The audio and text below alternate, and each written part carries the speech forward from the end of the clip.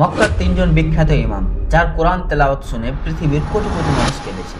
Number 3, Sheikh Yasir আল দৌসরি। তিনি 2019 সাল থেকে মসজিদুল হারামে ইমাম হিসাবে দায়িত্ব পালন করছেন। এবার শুনুন তার কণ্ঠে তেলাওয়াত।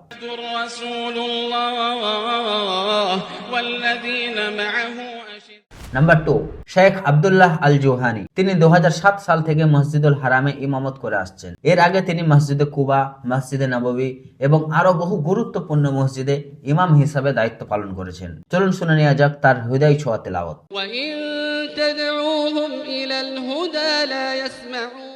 নাম্বার 1, শেখ আব্দুর রহমান আল সুদাইস। বর্তমানে তার বয়স 64 বছর।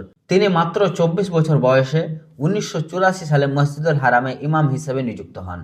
তার অসাধারণ খিদমতের জন্য সৌদি সরকার তাকে একাধিক সম্মাননা ও পুরস্কারও ভূষিত করেছে।